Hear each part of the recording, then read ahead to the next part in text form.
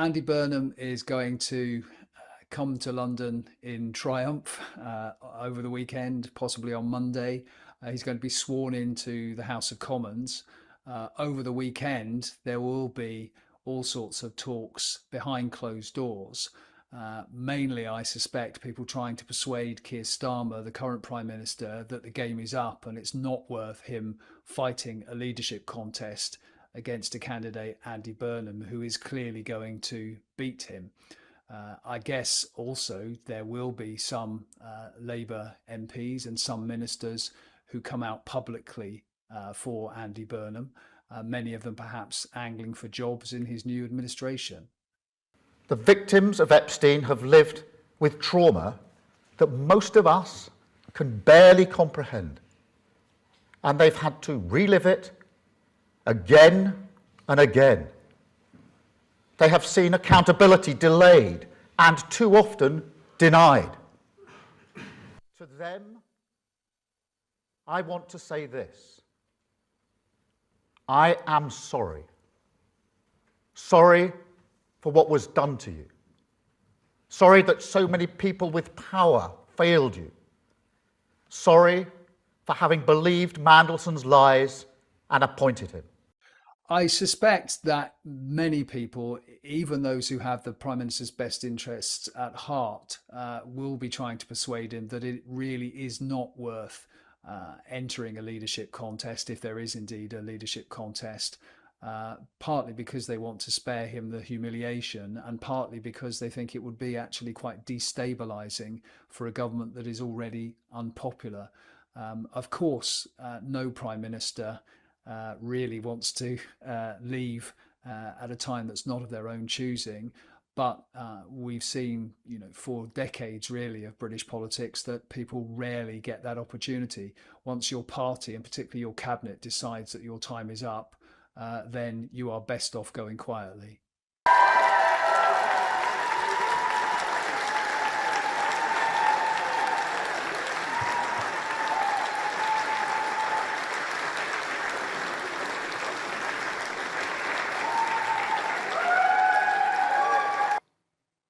From here on, I will give everything I have got to make it so, to ensure the name Makerfield is forever synonymous with bringing about the change this country needs.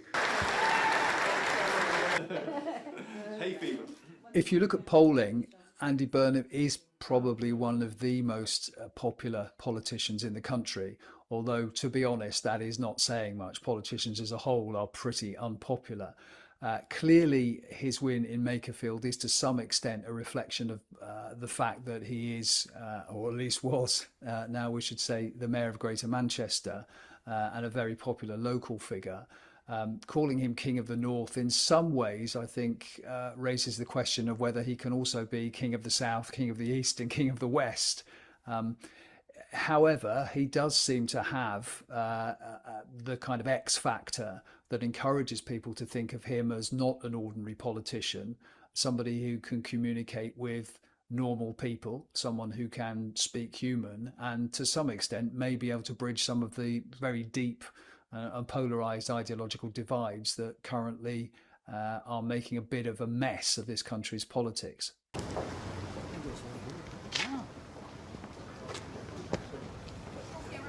That's into the sun.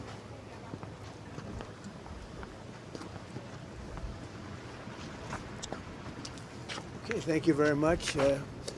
We all know the great Prime Minister of the UK, and we just signed a document. This is, sorry about that. This is it.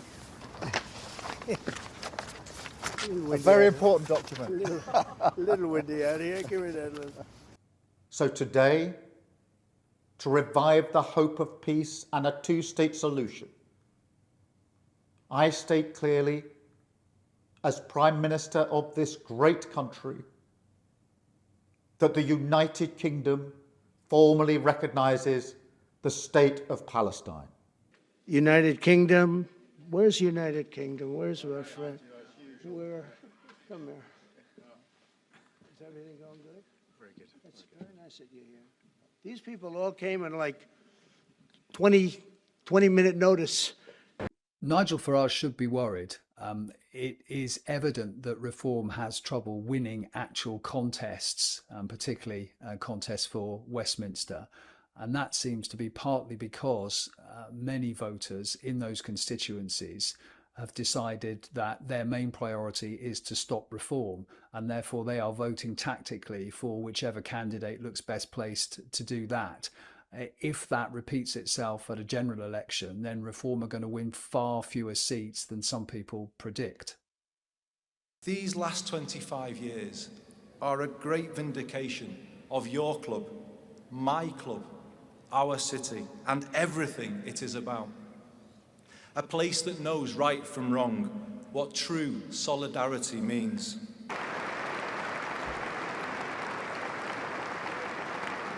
Oh, right, Paddle, mate, how are you? Yeah. Okay.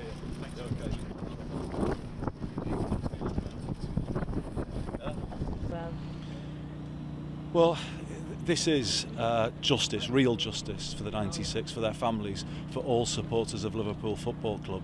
You know, those supporters now can forever be remembered for what they were on that day, the heroes of Hillsborough. Yeah, I know what Steve said, yeah. Okay. Surprise. It's about Syria. Parliament took a clear decision back in the summer of 2013. 251,000.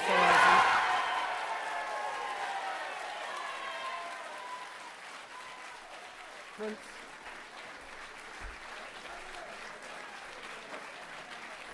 If you can, if there are formalities to finish. Wherever you live, whether you voted for me or not, it doesn't matter. I will be a mayor for you, for the people. A strong voice for all of Greater Manchester.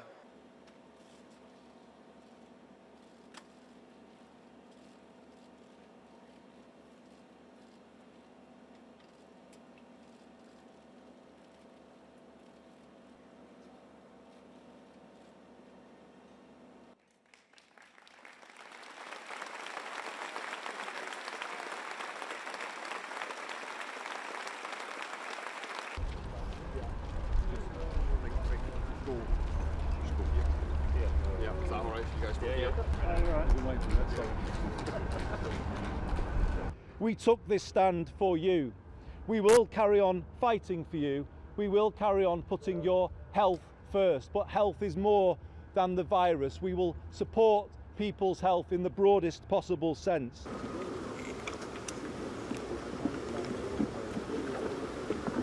Tonight our first thoughts are with the families of those people who died, those injured and those traumatised by this and horrific anti-Semitic attack on our Jewish friends and neighbours. We condemn it outright.